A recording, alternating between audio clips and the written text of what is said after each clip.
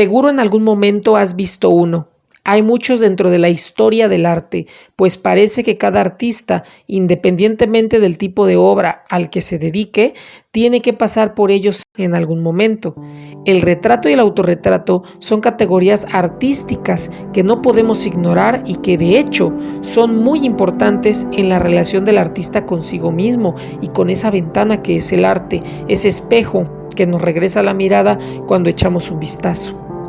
El retrato y el autorretrato son diferentes en un aspecto que seguramente has identificado solo al escuchar las dos palabras. El retrato es realizado por un artista hacia otra persona, una obra donde se plasma el rostro de otra persona, mientras el autorretrato, con el prefijo auto del griego que significa de o por sí mismo, nos revela que el autorretrato busca plasmar el rostro del propio artista que lo crea.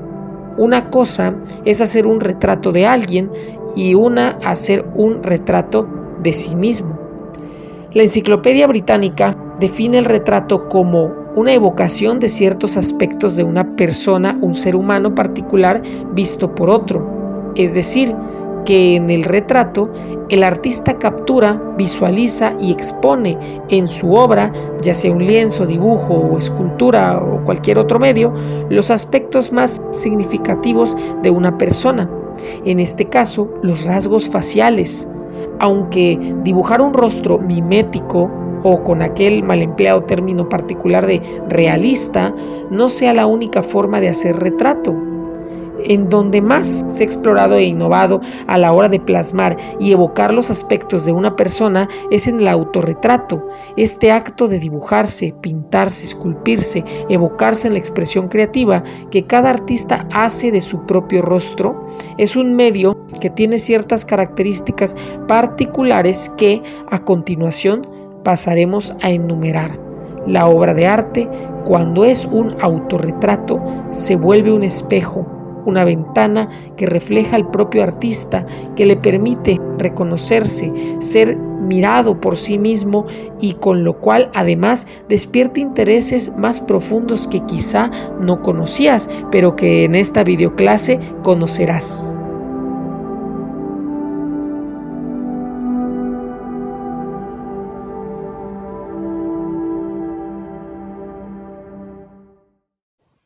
Las obras de arte, siguiendo la definición que en estas clases hemos construido, son una ventana que relaciona el mundo de adentro y el mundo de afuera.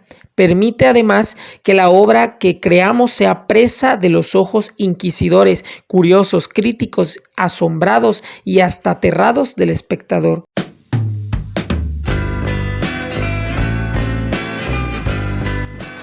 Me juzgan sin siquiera conocerme.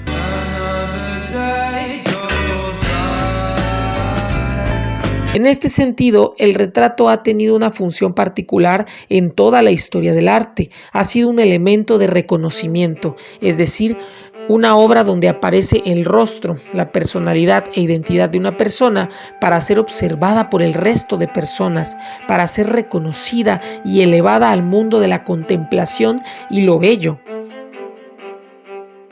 En el antiguo Egipto, solo los faraones tenían derecho al retrato, aunque fuera más alusivo que realista, privilegio que fue extendiéndose a sacerdotes y altos dignatarios, los únicos aspirantes a la inmortalidad que se consideraba ligada al doble o retrato mágico. La historia del arte así está llena de retratos de personajes históricos donde se muestran sus identidades, sus rasgos, movimientos y gestos y hasta ropa que buscan en la mirada del otro la aprobación o el reconocimiento. Es, digamos, algo así como las selfies hoy en día, ¿no? Los primeros autorretratos acontecen en distintos periodos de la historia del arte, pero es en el periodo histórico del Renacimiento cuando alcanzan una cumbre de la que no volverán a bajar. En este periodo, cuando nace el concepto de individuo y de artista, existen autorretratos de Leonardo da Vinci, Rafael Sanzio, Miguel Ángel Buonarroti, entre muchos otros artistas. En este periodo, el artista luchó por llegar a tener una relevancia social, es decir, alcanzar a ser reconocido en la sociedad como a los reyes, duques, príncipes y altos mandos, de llegar a ese retrato mágico del arte egipcio.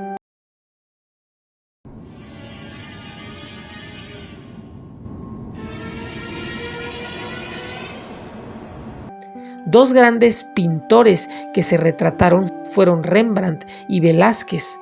En el caso de Rembrandt, cuya necedad de autorretratarse le llevó a crear cientos de autorretratos, se muestra en los retratos de su etapa madura una exposición de sus logros en la vida, no solo reflejados en la fina vestidura que porta, sino en sus gestos pícaros, complacidos y burlones con los que sus ojos se clavan en el espectador.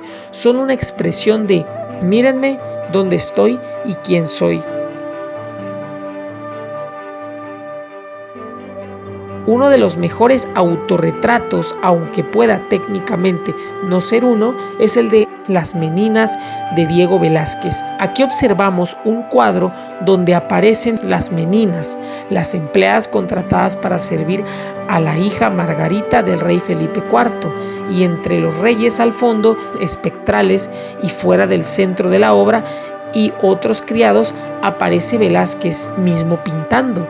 En esta obra, Velázquez aparece dentro de ella, mostrando su papel como pintor de la corte, cosa que era arriesgada para la época, porque se debatía si la posición social de un pintor de la corte permitía una representación tan destacada de sí mismo, en el mismo seno de la familia real, mientras que sus majestades se reproducen solo indirectamente, allá, al fondo.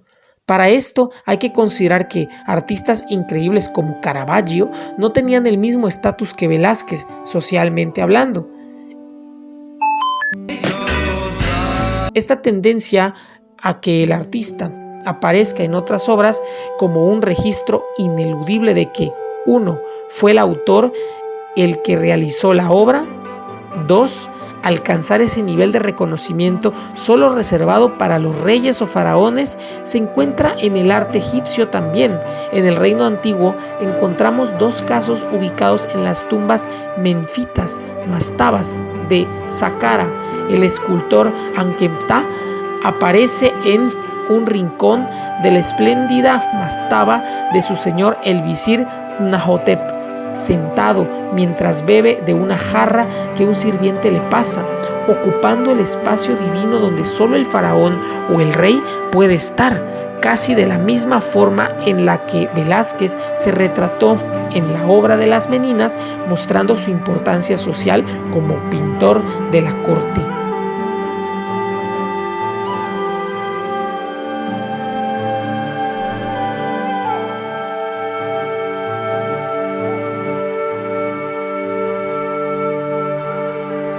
Otra obra egipcia donde aparece el artista, al menos de forma indirecta, es en el templo rupestre de Ramsés II, que hizo excavar en Abu Simbel frente a la representación de la batalla de Kadesh. Podemos leer la inscripción: hecho por el escultor de Ramsés Meriamón Piay, hijo de Neferká, cosa que remite a una obra del Renacimiento del pintor Durero titulada Fiesta del Rosario, donde en el fondo, ante toda la representación, el pintor elige un rescoldo pequeño para aparecer, donde además sostiene un letrero que dice algo como: yo, Alberto Durero, he hecho esta obra, donde Durero se coloca a la misma altura de Santo Domingo, un poco más elevado que la Virgen, cosa que en la composición medieval y religiosa los pondría al mismo nivel. Nada modesto el buen Durero, ¿verdad? Otro gran ejemplo de autorretratos que no son autorretratos está en la maravillosa obra El matrimonio Alnorfini, donde se muestra a una pareja casada en sus aposentos reales. Y pensaremos, en esta obra tan maravillosa, ¿dónde puede estar escondido el artista Jan van Eyck?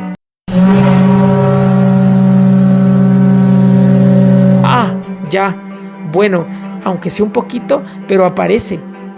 Una de las mejores obras de la historia del arte es la Escuela de Ateneas del maravilloso favorito del maestro, pintor Rafael Sanzio, en esta obra se muestra la escuela de Ateneas, lugar donde los filósofos griegos rondaban y debatían sobre temas profundos. En la obra se ve en el centro a Platón con su discípulo Aristóteles y a los costados muchos de los más populares filósofos de la historia.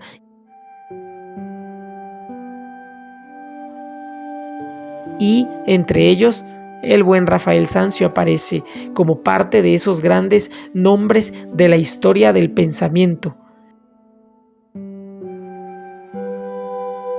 Y por último, para uno de los primeros autorretratos escondidos en obras de arte del Renacimiento, el más popular, El Juicio Final de Miguel Ángel. Esta magnífica obra muestra todo un conglomerado de personajes de la Biblia cristiana, concretamente del juicio final, momento en el que los ángeles anuncian la llegada del apocalipsis, los mortales resucitan por las trompetas angelicales. Y te preguntarás, ¿dónde está escondido Miguel Ángel? Bueno, pues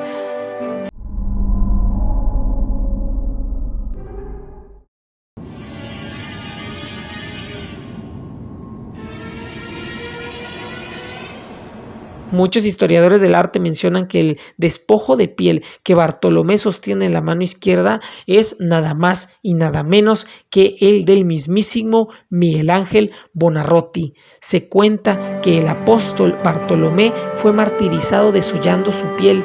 Habría muchas interpretaciones de por qué Miguel Ángel optaría referenciarse así en su obra. Desde luego, con implicaciones más psicológicas y emocionales que simplemente de reconocimiento, pero de eso hablaremos después.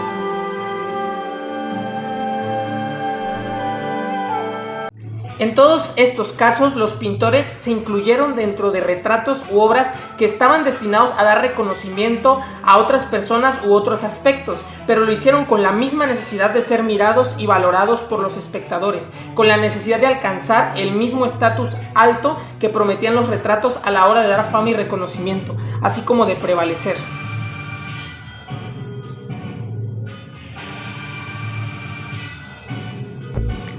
Así es, estos fueron los primeros cameos de la historia del arte. No fue el primero Stan Lee en aparecer en sus propias obras como un personaje secundario que podemos reconocer si prestamos atención.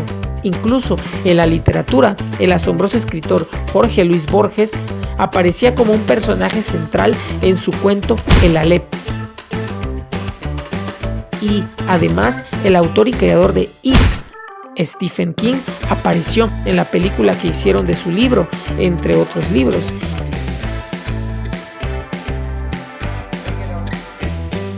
El creador de videojuegos Hideo Kojima apareció en alguna que otra escena de su famosa saga Metal Gear Solid.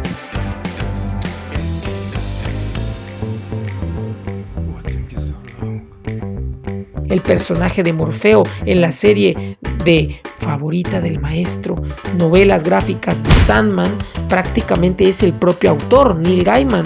Una de las mejores reflexiones en torno a esto se plantea en la serie animada Miraculous Bug Girl de su autor Thomas Austruck, en el capítulo Animaestro, donde el autor mismo aparece en la serie, interpretándose a sí mismo como el director de la película de Ladybug y Cat Noir.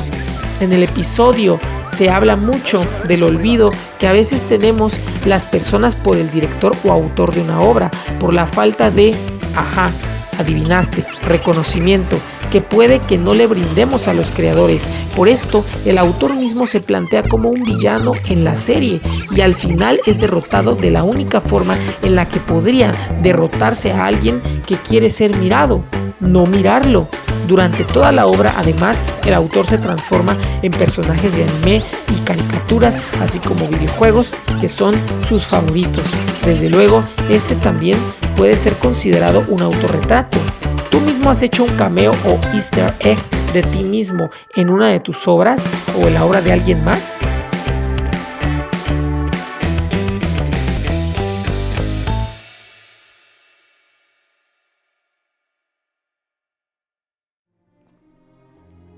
El momento llegó. Síganme. En la película de Harry Potter y la piedra filosofal, Harry le pide al sombrero seleccionador que, en lugar de ponerlo en la casa Slytherin, lo coloque en la casa Gryffindor, porque Slytherin es asociada a magos malos y Gryffindor a magos buenos. No en Slytherin, Pero el sombrero seleccionador reconoce en Harry cualidades para la casa Slytherin. En tu cabeza. Y Slytherin te impulsará en el camino hacia la grandeza. Harry tiene dos aspectos. En uno es lo que es, un Slytherin, y en otro es lo que quiere ser, un Gryffindor.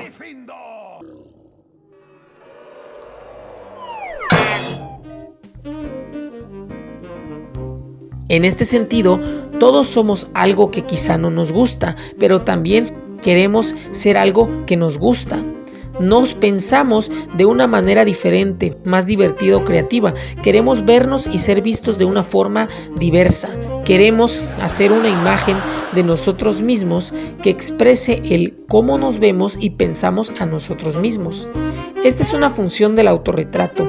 El artista puede elegir crear una imagen de sí mismo que evoque aspectos que elige mostrar, porque cuando nos dibujamos o cuando nos tomamos una selfie, lo hacemos haciendo, mostrando o realizando algo que queremos que los demás vean, creando una imagen de nosotros mismos que queremos que los demás reconozcan. En el caso de Velázquez, por ejemplo, en Las Meninas se muestra como el pintor de la corte. Rembrandt se muestra como en sus mejores prendas. Cada artista busca cómo quiere verse y qué imagen quiere crear de sí mismo para que los espectadores la vean. Somos lo que somos, lo que creemos ser, lo que los demás creen que somos, lo que creemos que los demás creen que somos, lo que los demás suponen que nosotros pensamos que ellos creen. Y así hasta enredarnos más y más. En este aspecto, cuando vemos el retrato de Tamara Lempicka, titulado Autorretrato con Bugatti verde, ¿qué imagen nos proyecta de sí misma la artista? Tamara aparece conduciendo un auto, un Bugatti verde. Se ve que va ataviada en prendas sueltas, que el viento producido por la velocidad del coche azota. Su mirada va directo a nosotros, despreocupada, con los ojos casi cerrados, nos mira desde la comodidad y el empoderamiento que el conducir su coche produce en ella. Basta conocer que la marca de autos Bugatti, aún en el siglo pasado, es costosa.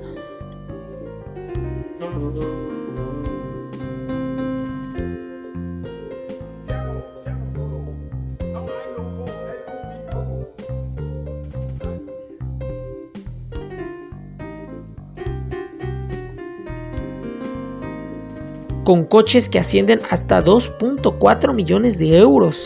Con lo que el hecho de que Tamara se pinte conduciendo un coche carísimo nos revela desde dónde quiere que la veamos. El mundo se consume en dinero, el dinero es dinero, el dinero es dinero, el dinero es dinero, el dinero es dinero, aprende algo, dinero. Además, el estilo de Lempicka está basado en el Art Deco, que se asocia al glamour y el lujo, cosa que nos muestra sobre ella misma en su autorretrato. Este autorretrato, además, fue producido por un encargo para la revista alemana Die Deme, en el que se buscaba celebrar la libertad e independencia de la mujer moderna, cosa que, si vemos la imagen que Lempicka hizo de sí misma, logra el efecto esperado.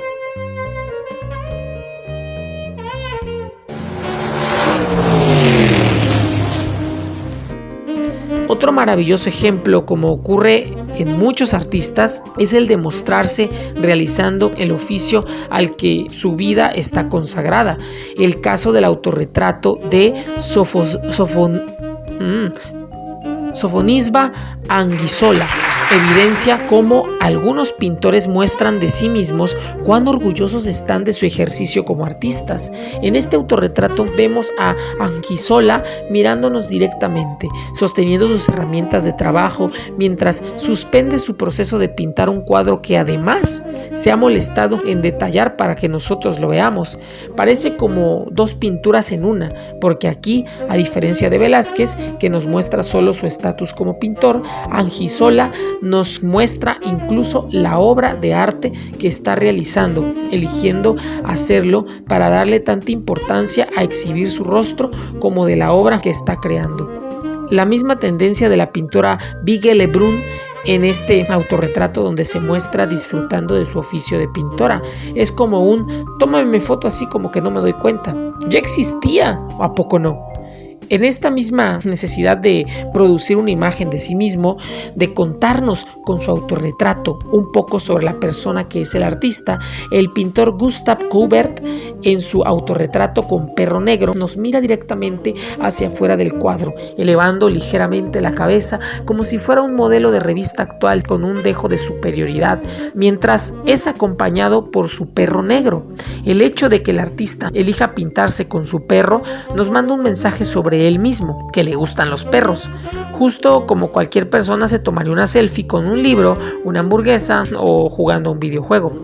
Diríamos, si observamos el retrato, que el mismo Courbet es tan protagonista de esta pintura como su perro, que se mantiene a su lado en pose de acompañamiento y puede que de guía. Se le ve además en un campo acompañado de un libro que está detrás, indicándonos que quizás sale a leer al aire libre acompañado de su perro. Ya sabemos que de Courbet que le gustan los perros, leer y reposar al aire libre. Por último, ese bastón nos indica que le gusta hacer caminatas, como un ermitaño que vaga por los senderos, mientras, claro, fuma una pipa. Quizá su mirada no sea de superioridad, sino de satisfacción por los placeres que disfrutaba y que en la imagen de sí mismo que nos muestra, nos comparte. La diferencia entre Courbet y Lempicka es que una nos manda una imagen de ostentosidad, de una vida de lujos y buen gusto, de independencia moderna, y el otro nos muestra lujos quizá un tanto menos costosos, pero suyos, cosas que disfruta hacer y además comparte a su amigo el can negro. Rembrandt también se autorretrata acompañado, compartiendo ese espacio de fama, esa imagen que hace de sí con su esposa Saskia.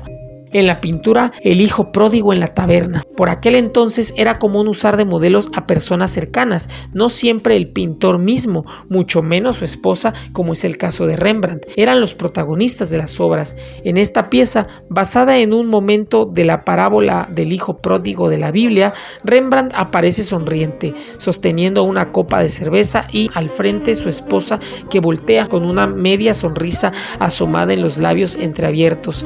Ambos disfrutando del dinero, de los gozos, como el hijo pródigo hizo en la parábola antes de arrepentirse y reconocer que había pecado y malgastado el dinero de su padre. Esta obra de Rembrandt, a pesar de estar pintada para ilustrar un relato bíblico, deja ver el sentido del humor, quizá la buena relación que Rembrandt tenía con su esposa. El artista, orgulloso de su oficio, Norman Rockwell, pintor, fotógrafo e ilustrador estadounidense, en su obra Triple autorretrato muestra 3 versiones de sí mismo. Primero que nada, se le observa compartiendo parte de su espacio de trabajo, el sitio donde ocurre la magia de su creación, el lienzo, un libro, una copa de vino, pinceles por el suelo y, claro, una foto del mismísimo Rembrandt aparece en la obra. De esta forma, este pintor opta por elegir elementos variados para hablarnos de lo que a él le gusta, por ejemplo, esas referencias a otros pintores. Pero esto no es solo la imagen que el pintor construye de sí mismo para mostrarnos. Aquí se juega un aspecto más profundo. Este autorretrato se entiende bien con la siguiente frase: lo que soy, la imagen que me hago de lo que soy y lo que quiero ser. Estas, entonces, serían los 3 autorretratos de la obra de Rockwell. En un primer momento lo vemos completamente a él, lo que es él mismo, ahí frente a nosotros, con su lienzo y sus pinturas, pintando, mirándose al espejo, pero en este primer retrato general no vemos su rostro. El artista está de espaldas. Aquí, a diferencia de Velázquez, quien nos oculta la obra que pinta para mostrarse él mismo, Rockwell nos pone de frente a la obra que pinta. Lo que se oculta a nosotros es él mismo, porque solo podemos verlo a partir del filtro del espejo y el dibujo. Lo que es él mismo no aparece en la obra, es algo oculto, algo que solo nos muestra la espalda. ¿Por qué? Porque en el siguiente autorretrato, el que se ve en el espejo reflejado, se muestra su rostro, pero a través del espejo. El espejo es la manera en la que el pintor se devuelve la mirada, aunque quizá esta versión sea engañosa, quizá el espejo nos engañe. Quizá el espejo sea la imagen que tiene de sí mismo en su mente el pintor, pero no por ello lo que el pintor es en realidad. Y el tercer autorretrato es el dibujo de sí mismo que aparece en el lienzo y donde, si contemplamos el rostro, el artista ya ha hecho una versión de cómo quiere verse. Su rostro aparece estilizado, apuesto, sin lentes, con una expresión que denota elocuencia y perspicacia, mientras que el espejo nos muestra un rostro más inseguro, donde los lentes no permiten que se muestren sus ojos. Es aquí como el artista hace el paso de cómo cree que es el espejo a cómo quiere ser el retrato en el lienzo, pero en mitad de estas dos está lo que él es en verdad, pero esto parece estar oculto a nosotros, quizá también para el artista, porque él mismo se muestra de espaldas. Es aquí donde el autorretrato se convierte en una búsqueda de nosotros mismos, una búsqueda de quién somos.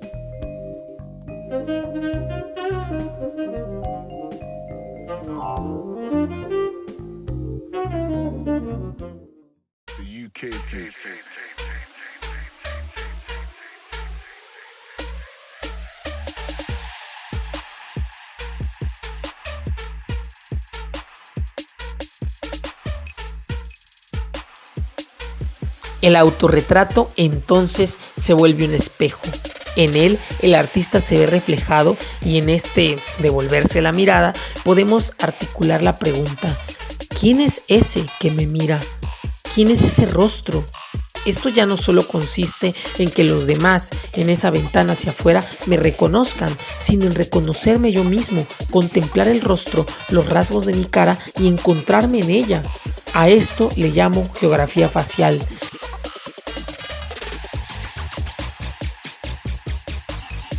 La geografía, aquella asignatura que nos gusta tanto, estudia la composición del suelo, cómo se divide la tierra, ríos, praderas, montañas y lagos. Reconocemos en la geografía del terreno. De la misma forma, al realizar un autorretrato del rostro mimético, los artistas realizan ese reconocimiento donde contemplan su imagen. En el autorretrato vemos nuestro rostro, conocemos las líneas que lo conforman y reaccionamos a ellas. La forma de los ojos con los que vemos, la forma de los labios con los que hablamos, los oídos con los que escuchamos, la forma en que nuestro rostro se arrebata a la realidad, creándonos a nosotros mismos por encima del resto. Somos particularmente nosotros mismos. Ese rostro que vemos, somos. En este estadio, encontrar cosas, características que no nos gustan de nuestra cara, que es nuestra identidad, ¿verdad? Puede producir en nosotros un choque, porque eso que vemos ahí somos nosotros, pero quizá no lo somos o no nos gusta lo que somos. Existen artistas que, en lugar de responderse a quiénes son, plantean la interrogante en sus obras. El famoso pintor Francis Bacon tiene una serie de autorretratos que pueden resultar macabros. En ellos se advierte una transfiguración del rostro, una descomposición de esas líneas que comúnmente podemos identificar si realizamos un retrato mimético o si nos vemos al espejo. Bacon elige la deformación de su propio rostro, de las líneas que conforman su cara, en una especie de exploración de aquello que él mismo es en verdad. Esa geografía facial es desarticulada, descompuesta, como un rompecabezas para hacer vuelta a reconocer. Los ojos, la nariz, la boca, todo lo que conforma su rostro es desordenado. En ese retrato que Rockwell realiza sobre sí mismo, tan bello, esa certeza con la que se piensa a sí mismo al verse al espejo, Bacon la rechaza y mejor busca el negar conocerse a sí mismo para empezar a conocerse. Quizá en este desconocimiento de sí mismo, de la forma de su rostro, que es su identidad, realmente pueda reconocerse como algo más. La transformación de ese rostro ya no es solo tratar de reconocerse, sino de preguntarse quién es. ¿Es el rostro que me ve el mismo?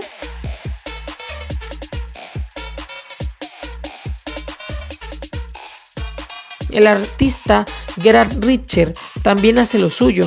Sus autorretratos no definen esa geografía facial de quién es, sino que, al dibujarlos, los cubre de una atmósfera borrosa que no permite el reconocimiento de su rostro.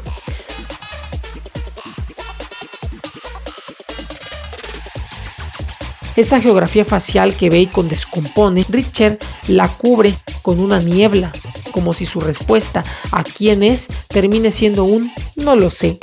Esta búsqueda de su rostro oculto, en el que la comprensión de su geografía facial queda en suspenso, advierte que estos artistas ya no defienden quiénes son con tanta simplicidad como un artista clásico, sino que estos autorretratos son cuestionamientos hacia sí mismos, una búsqueda de sí mismos.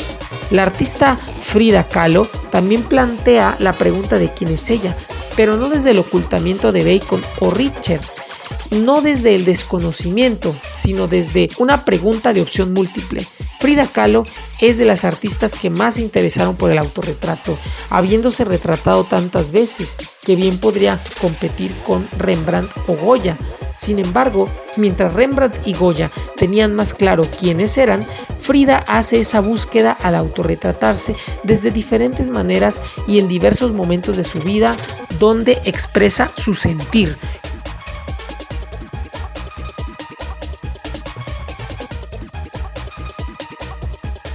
Como Bacon, con la desfiguración, el retorcer las formas hasta volverlas irreconocibles para profundizar en su psicología, Kahlo elige mostrarse en diferentes facetas. En la pintura El venado herido, Frida coloca su cabeza en un venado que corre por el bosque, con múltiples flechas incrustadas en su lomo y cuello. Nos deja ver la sangre brotando. El animal está en movimiento, escapando de sus agresores. Esta modificación de la representación que Frida hace de sí misma al elegir ponerse un cuerpo de venado y no el suyo, permite que nosotros contemplemos un sentir, una situación psicológica más profunda que la propia Frida atraviesa. Es claro, ella es un venado herido, perseguido, atacado, lastimado. ¿Serán las flechas palabras de odio? ¿Problemas? Nos transmite el sentimiento de hostigamiento que debió vivir. En la obra Las dos Fridas, una de las más famosas de esta artista mexicana, nos muestra dos facetas de sí misma. Es decir, Frida pregunta en este autorretrato, ¿quién de las dos es? ¿Es la Frida que porta un vestido de boda victoriano o el vestido oaxaqueño tradicional? Frida pregunta por su identidad al dividirse en dos. En lugar de preguntarse quién es ella desde la incógnita de Bacon o Richter, lo hace desde donde se identifica diferentes máscaras que porta. La de esposa, la de mujer, la mujer mexicana, soy mi dolor, mis penas, soy yo en todo momento a pesar de mis dolencias y experiencias. Ante la pregunta de quién soy yo, que se puede plantear en el autorretrato, la artista estadounidense Cindy Sherman tiene una obra que consiste en crearse múltiples autorretratos en los que, en lugar de ponerse ella misma en la obra, explora la posibilidad de ser siempre otra persona. Sus autorretratos se vuelven los retratos de todas las posibles personas que puede ser. Son mujeres que no existen, salvo en el momento en el que Cindy se toma la foto.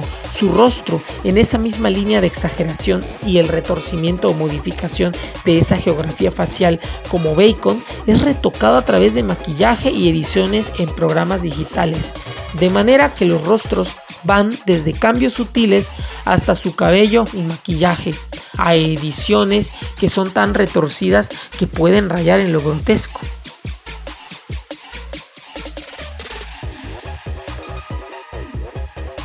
Es perturbador.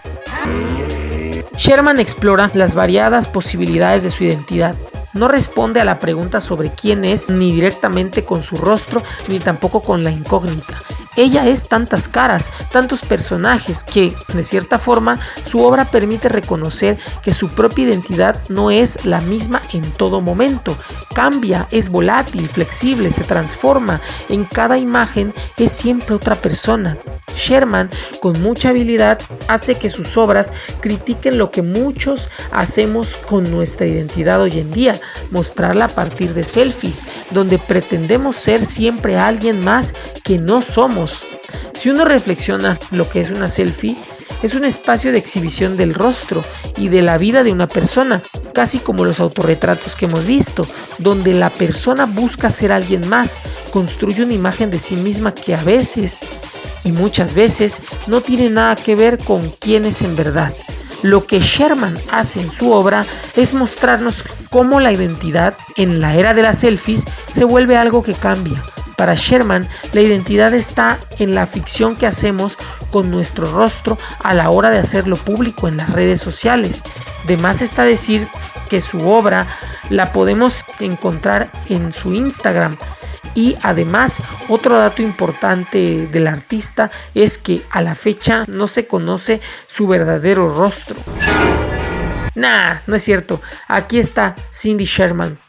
Muy linda, ¿no? Muchos retratos dan paso a la reflexión psicológica, a la búsqueda de quién somos y cuándo somos. El retrato de Liam Dunn, autorretrato con reflejo, muestra un rostro reflexivo que medita en silencio.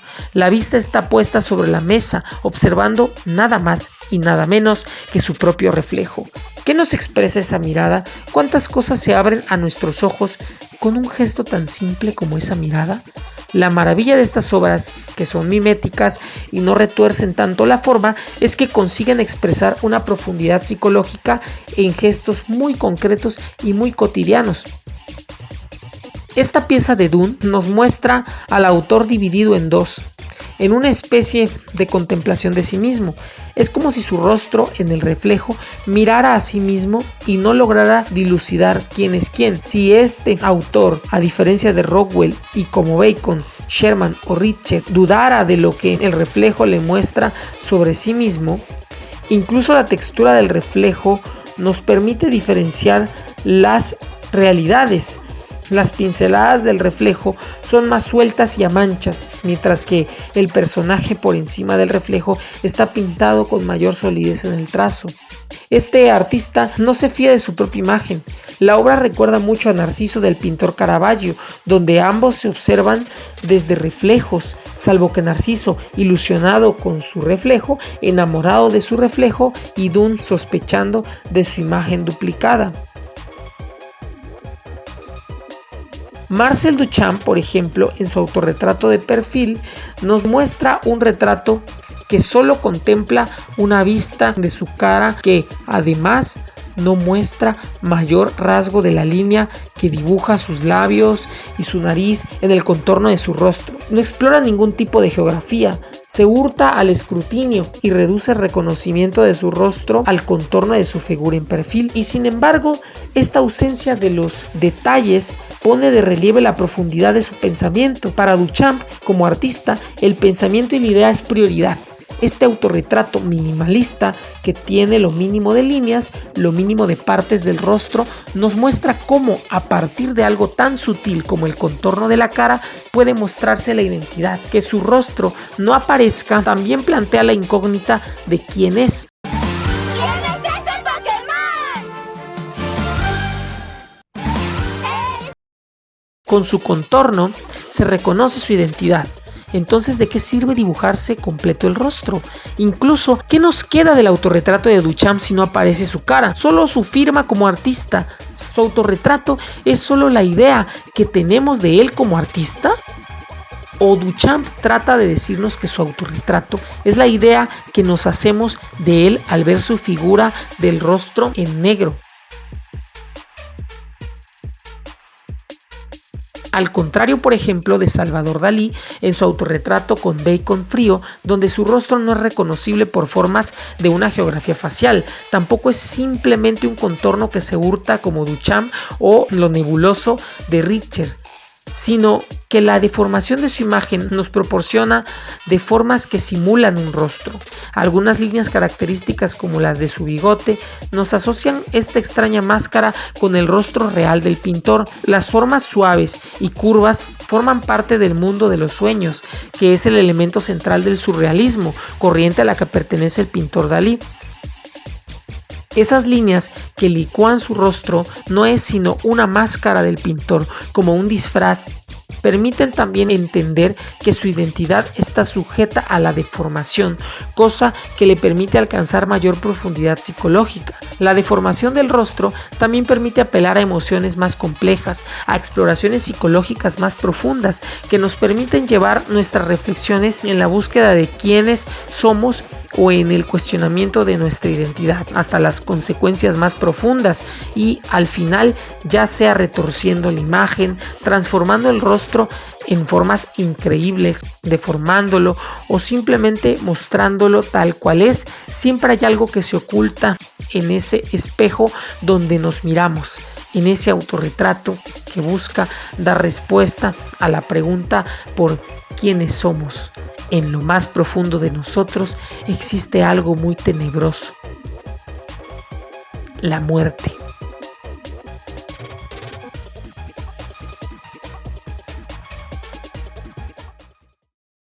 Según el filósofo alemán Martin Heidegger, el ser humano es un ser para la muerte.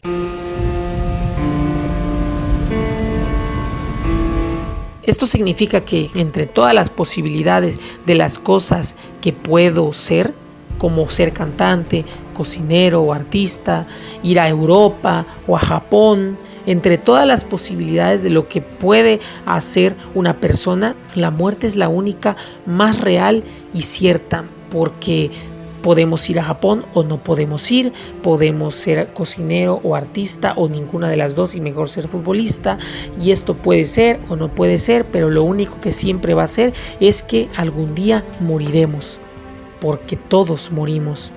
Esta reflexión quizá es muy oscura, pero tengamos en cuenta que el autorretrato, como un espejo, nos enfrenta a todo lo que nosotros somos, incluso ahí donde ya no somos. El último nivel del iceberg de los autorretratos nos lleva a la reflexión sobre la propia muerte. Uno de los mejores cuadros que reflexionan sobre la muerte a partir del concepto de finitud, que significa todo aquello que tiene límites o un final, es el cuadro de Francisco de Goya titulado Goya a su médico Arrieta. En este cuadro, Goya se retrata a sí mismo junto a su médico en una situación muy particular, la de padecer una enfermedad, probablemente tifus, que casi le cuesta la vida. En este autorretrato aparece además como muestra de agradecimiento el propio Goya, su médico Arrieta, quien le salvó la vida. Goya reflexiona a partir de autorretratarse en una situación donde su vida peligraba, donde la muerte estuvo muy cerca, sobre su propia finitud, es decir, sobre su propio límite en la vida. En el cuadro lo vemos desfalleciente, con un rostro cansado y los ojos entornados hasta hacer dos pequeñas líneas negras. El doctor Arrieta trata de hacerlo beber una infusión que sin duda le haría bien y le haría recuperarse.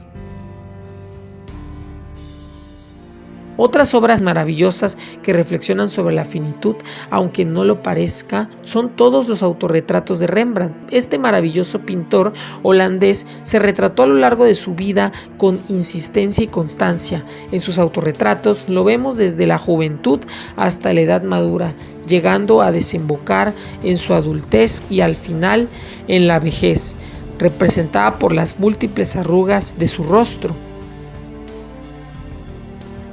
Parece como si Rembrandt lo que quisiera estudiar en sus autorretratos es el paso del tiempo sobre él mismo, es decir, su finitud, los límites de su propia vida, que no son sino cuestión de tiempo, porque desde luego los seres humanos somos seres temporales.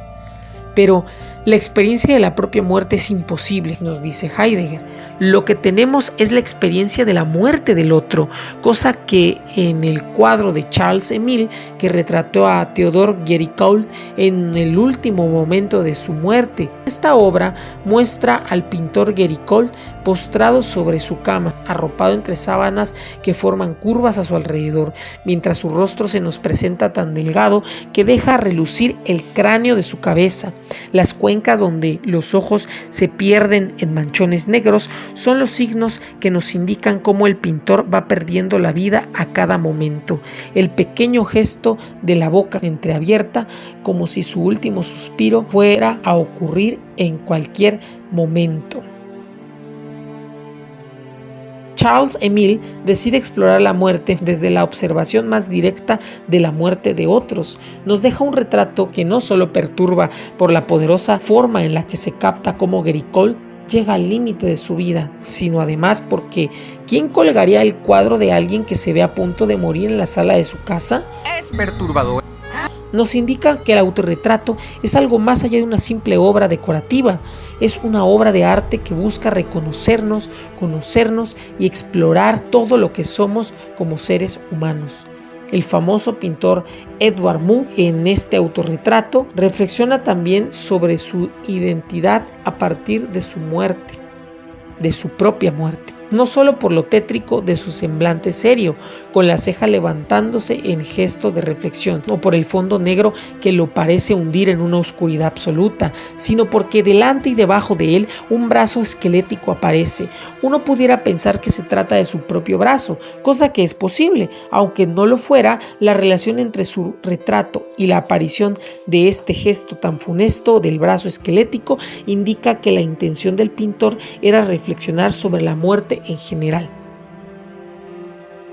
Quien sí toma sus huesos como motivo de reflexión de su propia muerte es el artista Damien Hirst, quien, quizás siguiendo la misma reflexión de Munch, decide sacarse una radiografía de su propia cabeza, revelando el cráneo que se esconde debajo de la piel y presentándola como un autorretrato. ¿Qué nos dice Hirst o Munch sobre sí mismos en estos dos autorretratos? Que su propia identidad al final no son más que huesos, como si nos invitaran a no olvidar que debajo de nuestra piel y vida existe lo que quedará una vez que nuestra existencia haya terminado.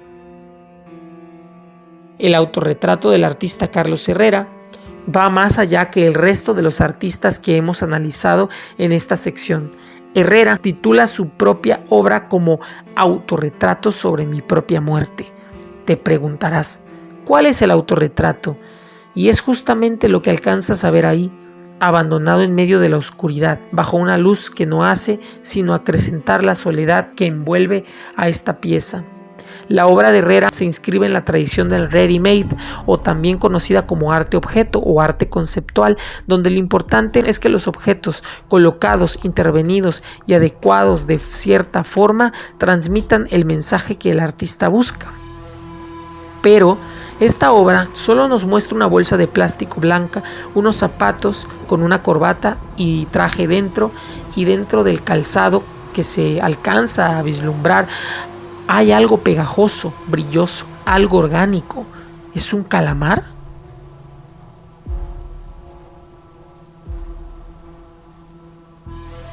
Herrera reflexiona sobre su muerte de manera que compacta todo lo que su propia existencia al morir será.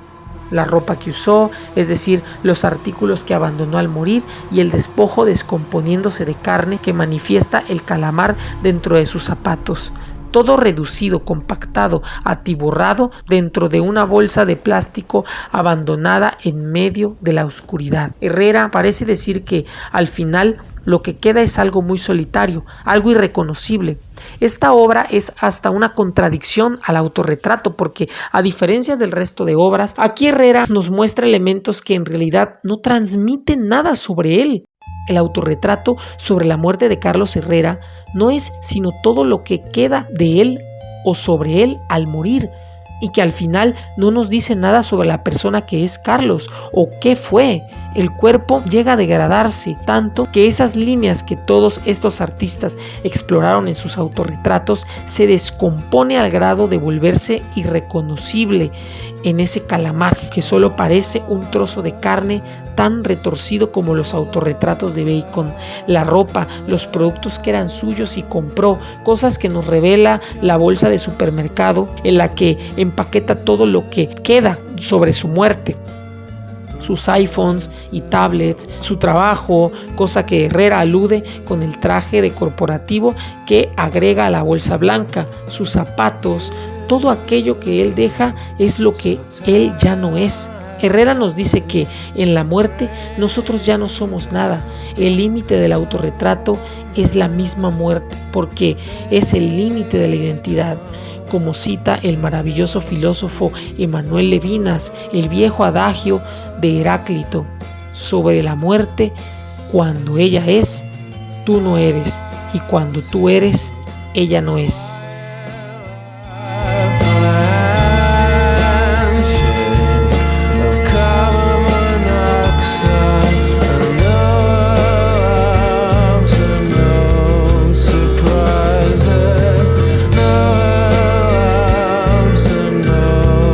¿Listo?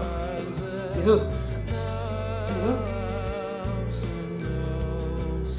Reconocimiento gratis de artista. ¿Ya lo habías grabado?